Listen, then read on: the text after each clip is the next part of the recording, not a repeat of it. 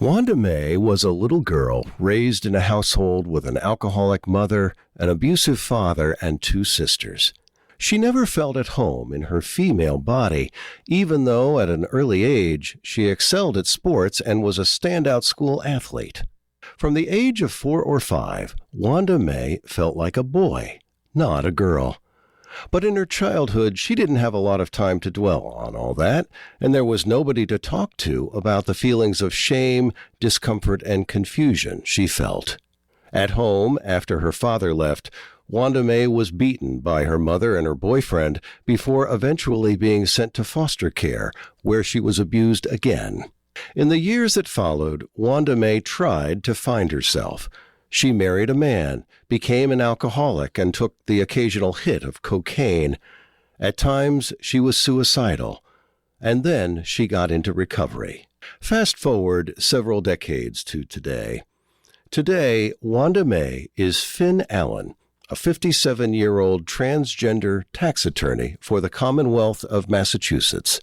As he tells PFLAG Cape Cod's Rick Kuntz in this raw interview, at the age of 52, Wanda Mae finally embraced her masculine identity, changed her name, began the transitioning process, and came out publicly as a trans man in 2020. I spent the first 50-something years of my life living someone else's life, he says. Today, I'm feeling free to live my real life and be my authentic self, free of shame and confusion. What a gift it is to finally realize I get to be me.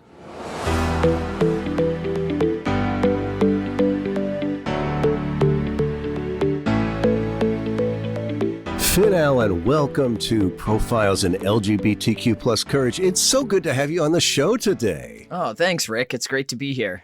Finn, your background is complicated, colorful, and textured. You're a 57-year-old transgender man. You were born female, grew up in an alcoholic household with an abusive mother and father, and from the time you were 4 or 5, you never felt comfortable in a female body. You thought you were a boy. Can you take us back to what those early years of your childhood were like? I would say before 4 or 5, I don't remember a whole lot. It was very tumultuous, but I do remember my time in the woods, my time at the beach. I'm originally from Martha's Vineyard, and I've always been near the ocean, and this sense of freedom prior to that. And then finding out as I got a little older, around 5 or so, that, I'm a girl and being included in being a girl and having to wear bathing suit tops or shirts when I went out. That was a new change for me. I started to be very confused and feel extremely uncomfortable and couldn't quite figure out why I wasn't like my sisters. I was going to ask you, what was so dissonant for you about being in physically in a female body? Can you talk about that dissonance that you felt? Well, when I was younger, I couldn't really explain it. I don't think it was as much about my body as it was about what people were telling me and how I felt inside. So when I was young and I hadn't developed as a female, I hadn't gone through puberty yet, being told that I was a certain way, I literally just felt different and I couldn't quite figure it out. I was always playing sports with the boys. I played baseball and hockey. And I didn't know, were my parents pushing me into that, or was that what I wanted? I found out later it's what I wanted, but I wouldn't say that the body played a big part in it when I was younger. Until about, I think, 3rd grade, there were boys playing this game and they were punching each other in the privates. And I was always hanging out with them, and they would go behind the bookshelf and they told me I couldn't play with them. And then I started to realize, they explained why, that I didn't have a penis or balls or whatever. I don't know if I should say that on here, but I remember feeling really left out and confused by that as well, that why wasn't, because I thought we were all the same. So when you were born, your given name was Wanda Mae. Yes. And you shared with me that that little girl named Wanda Mae taught you to be the person you are today. And some time ago, you shared with me a lovely photo of that little girl. And when you were that age, what is it that that little girl experienced, struggled with, and suffered through? Well, I was, like I had said, I was in an abusive home. I also was a child who was very suicidal. I attempted suicide quite a few times as a child, right up until, probably my 30s, if I'm remembering correctly. But that child was always fighting to be a part of, is how I remember, not feeling like I belonged with the girls. I didn't enjoy things that the girls were doing. I wasn't like my sisters. I was constantly being told, why can't you be more like your sister?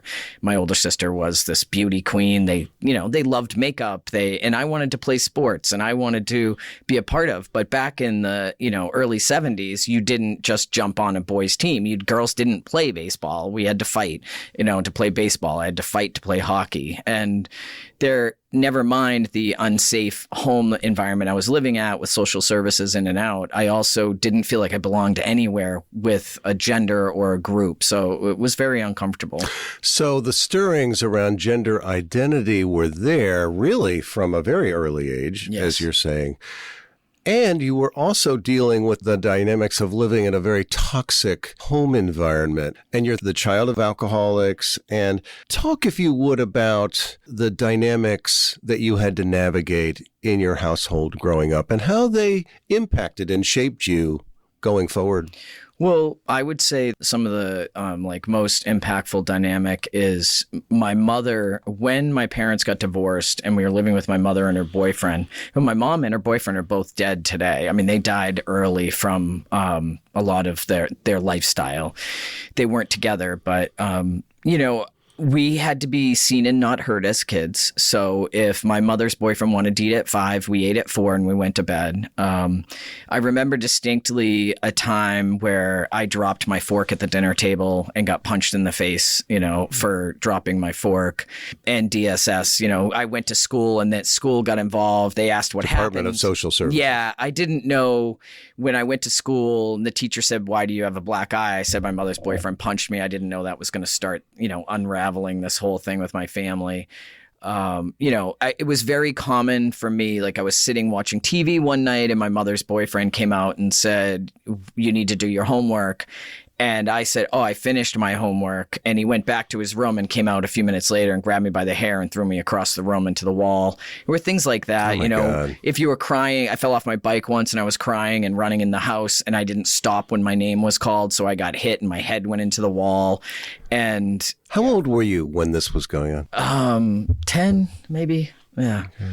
Yeah. Around 5th grade, because that's 5th grade's when I got the black eye, because I know my teacher was Mrs. Goodspeed, and I remember every single second of that day after I told her, because the school, I don't think, handled the situation very well, because I felt abused on top of it when they were searching my arms and legs, and but they were adults who were freaking out and weren't sure what to do. So I understand today. And so when did you go into foster care? And you were in foster care more than once, is that right? Yes. Very shortly after that, and then I'm trying to... It's so weird, like my timeline. And then in high school, I was in foster care because I was in Chatham with my foster family. And yeah, so I was in and out with them. I lived with my dad. It's very confusing, but I don't know the exact age. I apologize. Oh, that's okay. Yeah. But you were abused in that foster setting as well. Yeah, I was Can sexually you abused. Talk a little bit about that? I loved the family. I had foster siblings. They had other foster kids. I loved them. They taught me a lot about love. It was so hard to unravel as an adult because I learned so much about love, but I was also sexually abused in that environment. And it took me some time to realize that that's not appropriate. I was sexualized at a very young age, so I became sexually active at a very young age because I just thought, so what I learned from that was the natural progression. If somebody wants your body, you give it to them, and that's the next stage in every relationship. It's not just for romantic partners. So it took me many years of therapy to really unravel that scenario. So. And when did you first get into therapy? Oh, goodness. Well, 5th grade, when I came out about being punched in the face, I had counseling at school. And then there was a a suicide attempt in junior high. And at that point, I had a therapist at the hospital. I had a private therapist, and I went to therapy at school. And I just made up stories. I never could really be open with anybody. Well, I was going to say, did you have friends that you could confide any of this in? My best friend was Jennifer Metzler, and from Chatham. She's a doll. She's a pilot. And I became friends with her in 5th grade, actually. And my mother would often get drunk and drop us off, try to drive us, go from Chatham to drive to my dad's, which was off Cape. And instead, I would often get dropped off at Jen Metzler's house in the middle of the night. Her mother would take me. And Jen always, we had our own little battles as friends, but she was always defending me. So she was the one person I had in my corner growing up. I'm so glad you had her. And you married for the first time when you were 19. You married a man after graduating college. It lasted about a year and a half, and then you were on your own. And talk a little bit about that relationship, why it didn't last. Well, that didn't last because it probably wasn't meant to be. I mean, that poor man. But we dated for my best friend in high school, and we dated brothers. And they were actually children of 2 teachers at our school. And I literally just thought I was supposed to be getting married and have a, white picket fence family. And I wanted to make that work. But I was also having relationships with women because I was attracted to women on the side. But, I thought, I'll have these relationships with women, and then I'm going to grow up and I'm going to do what I'm supposed to do and get married and have kids. And because I love children, I always wanted to have them. And it unraveled. I mean, I wasn't able to stay in that. And unfortunately, I cheated on my husband at the time and broke his heart. But there's no but. I mean, it was, I tried to make amends to him for that, but I actually haven't been able to get in touch with him. So, and then you married for a second time, right? And you married a wife, right? Yeah. Talk about that relationship. And that was transformative for you, you've told me. Yes. So my wife I met in recovery, and she literally taught me how to love myself and loved me no matter what. She had previously been married to a man for close to 30 years. It was just prior to their 30-year anniversary that they separated. She had 2 kids. I'm very close to them today, and they're my stepchildren. They're in their 30s, just had our first grandbaby, very exciting. But my wife at the time was just very loving, and people describe her as like this big solid tree that hugs, and she was very tall. And it's funny, when I came out to her about being transgender, she's like, oh, last thing on earth I want is to be married to another short man. That was quite funny. But, she wasn't really on board at first, but we decided to watch some documentaries. And at some point we had seen this documentary where this trans woman came out to her spouse for, I don't know, they'd been married like 40 years. And she had described how she provided space for her spouse to grieve and sort of get on board. And I told my wife, I won't transition until you're on board, or I was even willing at that time, because I was scared, to say I won't transition at all unless you're okay with it. But I did go back some weeks later and say, I'll wait for you to be on board. But if you're not going to get on board, I'm going to do it anyway. I just had to. When I was younger, I didn't have the language. I didn't know it was a possibility. Even though I had known people that transitioned, I didn't realize it was a possibility. Yeah. But my wife ended up one day saying, I see you. Literally, those were her words. I see you. Suddenly, it clicked for her after I had come out, when I started to be my true self. She saw a visible difference in me as how I experienced the world, even though I hadn't done anything other than talk to her about it. So it sounds like she was a companion on your journey of coming out. Yes, as absolutely. Transgender, and unfortunately she died. Yes. Talk about that and the circumstances around that, and where you were with your own transitioning process when that happened. Yeah. Well, my wife was a nurse at Cape Cod Hospital, so I had signed up to go to the Mass General Transgender Clinic. That's where my primary care is. And I had quite a wait to get in. I finally get an appointment with them, and we go through all this stuff and determine that I can start medically transitioning and take testosterone. And my wife was very excited. She's like, oh, I'll give you your shots, because I'm not a medical person. And quite honestly, the idea of giving myself a shot was a little daunting. But she gave me my first testosterone shot, and she was dead 13 days later. Oh my gosh. And it was sudden. She had had an illness that compromised her immune system and then got bit by a tick and passed away. But in the time up to that, when I had come out, it was probably only, I don't know, like 18 months. I came out, I socially transitioned, but when I started testosterone, it was like 18 months later. My wife had been advocating for me, telling people, like, just really presenting me in a way that was very supportive. And so when she passed away so suddenly, I was really, I would be afraid jumping around, but I would be afraid to use the men's room because I wasn't really physically different. But my wife was like, no, you're a man, go in the men's room. And she would like shove me in the men's room, and, and I'd be scared to death for various reasons. I've had some incidences in the bathroom with people. You have to learn that going in the men's room is very different than the women's room. In the women's room, it's a social hour. In the men's room, you keep your head down or you get shoved up against the wall, which happened to me. But, my wife was very much an advocate for me and support. Mm-hmm. So when she got sick and was in a coma suddenly, I wanted to reverse gears. Like, oh, no, I don't need to, I even said to her when she initially was sick, I don't need to transition now. But she introduced me to everybody in the hospital as her husband and was like, no. I think I was brought into this world to bring my kids here and to help you become you. So she just was a real great champion for me. Such a story. And you presented as female until the age of 52, right? Yep. And so you're 57 now. So talk about that unfolding process. Did the start of the presentation as male, was it gradual? Was it all at once? How did that work? Well, to be honest with you, what really kicked off me coming out was I shaved my head. This sounds strange, but I'll explain. A good friend of mine was getting treatment for cancer, and we were shaving her head, and we shaved mine in solidarity, which is something I secretly always wanted to do, to see what my head looked like. So I shaved my head bald, and I went like instantly from somebody who had been trying to be ultra feminine to make sure nobody could see that there was something wrong with me, because that's what I thought being transgender was, to having my head shaved, to being free.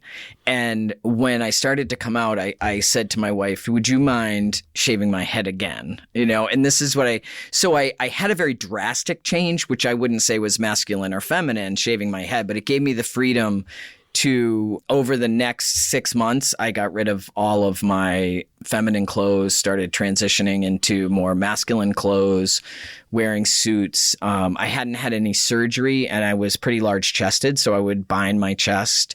I came out at work, so then I was automatically like presenting male at work. And now I hadn't taken any testosterone yet, so I hadn't actually had physical changes other than my, clothing, my pronouns, my name, and my hair. And talk about the coming out process at work, because I think that's something that a lot of people fear. What was it like for you? Well, I wasn't really ready to come out at work, but I was on the diversity council at the Massachusetts Department of Revenue, and we were having an LGBTQ panel. And they asked me to be on the panel as a lesbian. And I had already come out to my wife, and I wasn't out anywhere else yet. And a good friend of mine, Sarah, that I do my YouTube channel with and do groups with. So I wasn't out anywhere yet. But when they asked me to be on this panel as a lesbian, I couldn't do it, even though that's how they viewed me. And so I just said to the diversity council director, I said, I'm happy to be on the panel, but I want to be on the panel as trans male instead of, and that was my initial coming out, was a communication with him. And then I talked to him about how to handle it at work. And the director of the office that I work for, I communicated with her. I didn't talk to my direct supervisor because he had always come across as ultra, what's the opposite of liberal? Why is my brain conservative, and he would make comments, and he, I knew he voted conservatively, so I was very nervous to come out to him, even though we had a close relationship. So I came out to his boss. She helped me. She wrote an email. She composed it. She checked with me to see what I thought of it. It was a beautiful email, and sent it out to basically the whole Department of Revenue. And then it was interesting because I had cases, I'm an attorney, and I had cases as Wanda that I still now had as Finn. And that, people would call in and say, Wanda said this or that, and they didn't know it was the same person, which was kind of funny. And I don't know, the state's been wonderful. I have a tremendous amount of support. And at first I was like, oh, we have all these protections. It's a state. But really my coworkers in the office that I work in have been extremely supportive, and they advocate for me. And it's just been without that experience, I think it would have been a lot harder with my wife passing away. But I had that team behind me as well as some close friends. Finn, what's the most important thing in your view for cisgender people to know about transgender people? Oh, wow. That's a tough question, Rick. First off, we're all different. Like, you and I are using what most transgender people would call a dead name. Most people that I've run into do not like to hear it. They don't want to talk about it. For me, I don't call it my dead name. I call it my former name, because having lived so long as one person, presenting female and now male and using two different names, I just try to honor that person. I don't want to cut out that part of my life because it took a lot of strength. They're a part of who you are today. So I would say that we're different, and also we're just the same. We're the same as everyone else.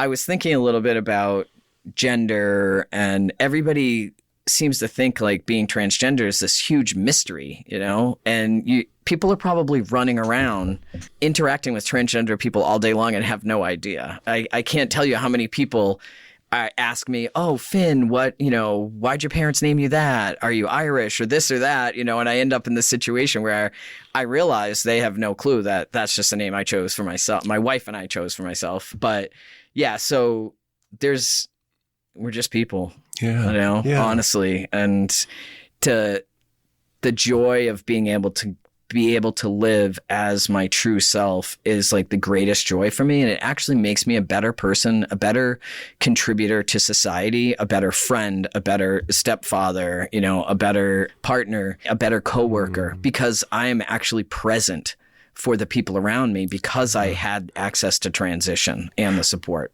So may I ask you about the dating world? So you're single now, yes, right? Yes. And so who's on your radar screen in terms of gender identity, orientation, sexual designation? What's are you asking who would I be interested in dating? Yes. Kind people. Talk more. Well, I've had some, I've always been in relationships with women. I've had some relationships with men when I was younger. I haven't really since I've been older. I'm saying a lot. I haven't had a lot of relationships with men in my latter years. However, I am attracted to men as well. And for me, what's really important is I don't want to date somebody who's rude to a wait staff, who's rude to anybody, who is quick to anger. For me, if you're a person who has love and respect for other humans and truly are in touch with yourself, it doesn't matter what you've got going on in your body. It's really, and I do like a little intelligence too. So I might That's be kind of a those, sexy quality. Yeah. I do like somebody who, is, and someone who I share activities with, but I would say is the most important thing to me. Yeah. Now, like me, you host a podcast series called Leaving Crazy Town. Tell us about that show and what's the focus of your podcast? Sure. My friend Sarah Michaud, she's a therapist of 30 years working in recovery and codependency. She's also in recovery like I am. And we decided to do this podcast. We were running groups called Coming Home to Ourselves. And the whole point was to get people to choose themselves, to speak up, to not stay in miserable marriages, not stay in jobs you hate, not overcommit yourself because you can't say no. It was really about codependency recovery. And we wanted to reach more people. So we decided we would do a podcast, and we also love to have fun. So it's a YouTube channel and a podcast called Leaving Crazy Town, where we use our own personal stories, other stories, where we infuse a little bit of recovery in there, and we talk about being transgender. I talk about daily things that I run into. So does Sarah. And we give suggestions, and we also do it in a humorous way. So it's rather funny. We throw ourselves right out there and have a good time talking about like what we did, so. Humor helps to leaven the loaf, I would imagine. And in terms of recovery and resources, looking back on your own life, but also in terms of recommendations you would have for other people who might be dealing with being transgender, what are some of the resources out there that they can reach out to, whether it's around the transgender issue or the recovery issue? What's your maybe top 5 or 6 things you would suggest they do, resources they find for themselves? Oh, boy. Well, I love as far as transgender, there's quite a few transgender clinics at hospitals in Massachusetts, which are great. And that's where I've found a lot of resources. Compass, which is a transmasculine group. They're based in Boston, right? Yeah, they're based in Boston, but they meet on Zoom now ever since COVID. I don't know if they plan on going back in person, but there's a lot of connection there. There's over 300 transmasculine people. All you have to do is identify as transmasculine. So that's one. It's called Compass. And if you Google it or look it up or call the transgender clinic at Mass General, they'll probably refer you. As far as recovery, there are Cape Cod intergroups, whether it's food, money, sex, alcohol, drugs, there's intergroups on the Cape for all different. You can Google 12-step programs. 12-step programs. Yeah. And also don't underestimate if you know somebody who's in recovery that, seems to have a life that you wish you had, reach out to them and talk to them, because it is our principle in recovery to be the hand there for someone else that comes in, because I know that was there for me as well. So I want you to imagine for a minute that there's a person struggling with either recovery or transgender feelings. They're listening to this podcast.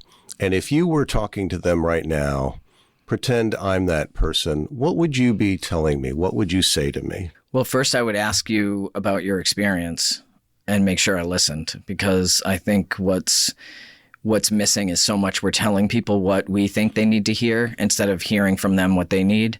But I would like to say to anybody who's struggling with recovery or coming out or with transgender issues, it will be okay.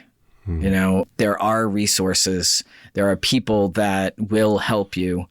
And sometimes for me, it became at many times like a hopeless scenario, but I had to tell someone to get help.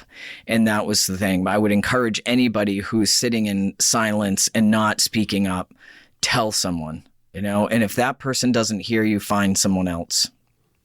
That's what I would say. Yeah. So we're living, of course, in very toxic political times now. Yes. Transgender people have been openly targeted by this administration for discrimination. First of all, how do you feel about that?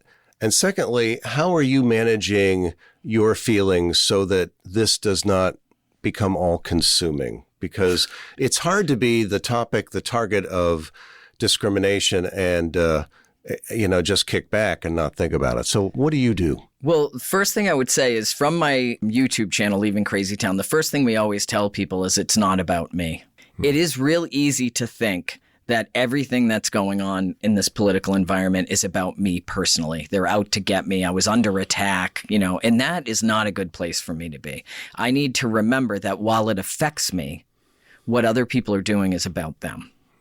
That helps me stay out of this mode of I'm in imminent danger. And people are in imminent danger, let's be honest. I am not.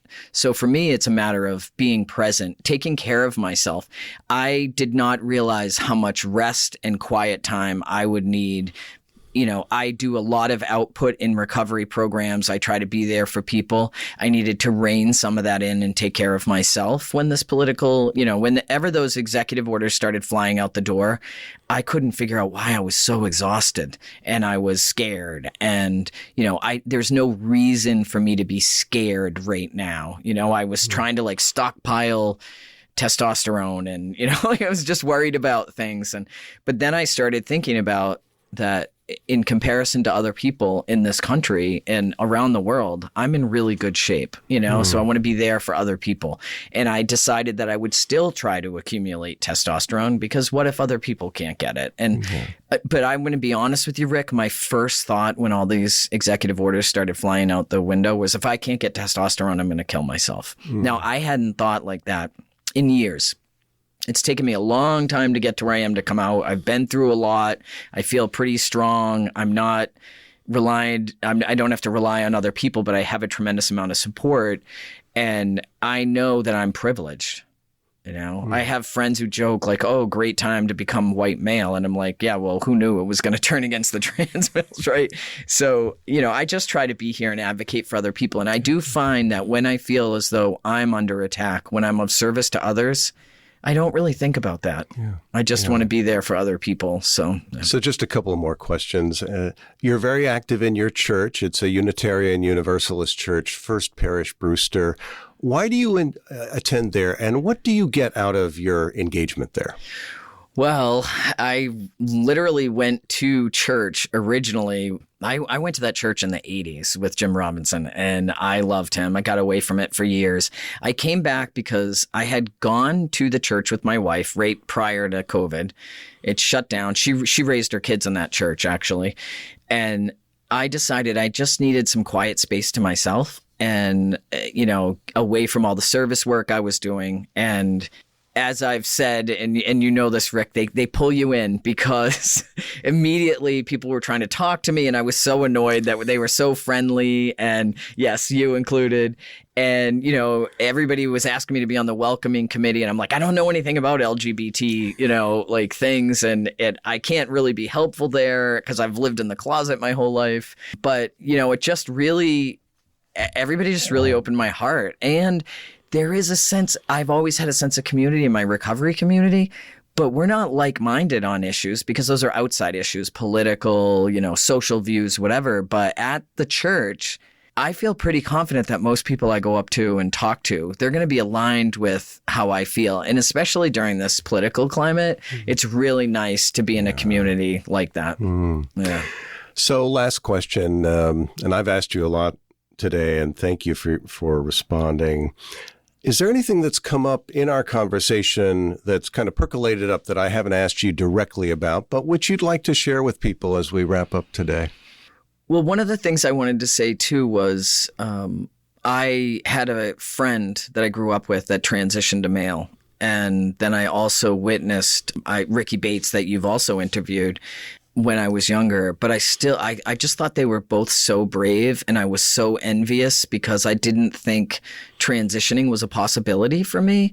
And, I'm in my 50s and I'm like, oh, so old, but it's never too late to start living your truth. And like I had said earlier, I just find that it makes me such a better person. And it's unfortunate that my mom's passed away because we were so close and very similar. And I know she would be a super, a big advocate for me. I know she's watching me wherever she is, but she would definitely be an advocate for me. And my family isn't really there. My sister had sent me a text. We were very close, that said, when you can show up as my sister and the kid's aunt, you can come back and hang out with us. And then occasionally she would send me detransitioning videos. And I just wrote back, thank you. Because, I do know that my sister is in fear, and she doesn't want me to be in a bad way. I know that she loves me. And so I just love her from over here. And I do that with anyone else that, so I have run into some prejudice, personal prejudice, but I try to love those people because they just don't know. But anyone who does take the time to spend time with me and overlook that, or say, I'm going to hang out with you, but I'm never going to call you Finn, they turn around very quickly because they see me. Like my wife said that one day, when you get a chance to see a transgender person be themselves, I think it's a gift. So, yeah. Well, Finn Allen, thank you for being my guest today on Profiles in LGBTQ plus Courage. What a story. With lots of texture, as I said at the outset. You strike me as somebody who has brought a lot of grit and resilience to your journey. So thank you again. Thank you, Rick. It's been a pleasure getting to chat with you, as always. Thank Thank you for listening to today's interview. Founded in 1973, PFLAG is the first and largest organization for lesbian, gay, bisexual, transgender, and queer people and their parents, families, friends, and allies. We have over 400 chapters and more than 200,000 members and supporters nationwide. Our members come from every generation and live in cities, small towns, and rural areas across the United States. PFLAG is committed to creating a world where diversity is celebrated and all people are respected, valued, and affirmed. For more information about PFLAG, explore the rest of this website or visit PFLAG National at pflag.org.